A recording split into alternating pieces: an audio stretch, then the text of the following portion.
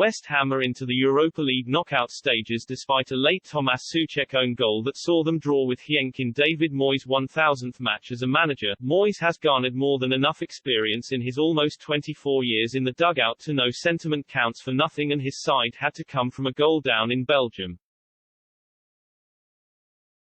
The Hammers had paid for a slow start at Sageka Arena, with Joseph Paintsil darting onto Junya Ito's pass and goalkeeper Alphonse Areola unable to keep out the forward's low strike.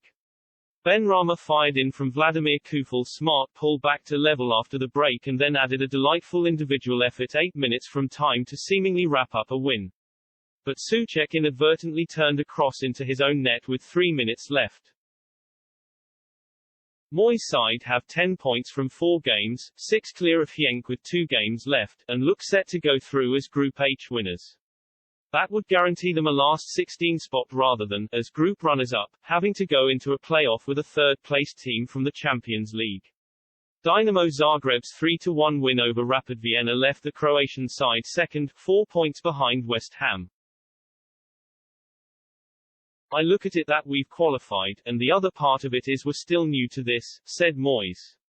We are trying to keep players fresh for the Premier League, so somewhere along the line it was going to get bumpy, and Genk made it bumpy. Moyes hits the 1,000 mark. Moyes' first game in management came before England midfielder Declan Rice, the most influential player in his current outfit, was even born, while the rest of his squad are unlikely to remember the Scot taking charge of Preston's win over Macclesfield in January 1998. After Everton, Manchester United, Real Sociedad, Sunderland and now the Hammers, Moyes becomes the 35th person on the League Managers Association's list to reach the 1,000-game mark, and for the final 6 of those matches his side are unbeaten. It would have been a better celebration had they held on to their lead. Moyes was aiming to take West Ham into the last 16 of a European competition for the first time since the 1980-81 season, when they were knocked out in the Cup Winners' Cup quarter-finals by eventual champions Dynamo Tbilisi.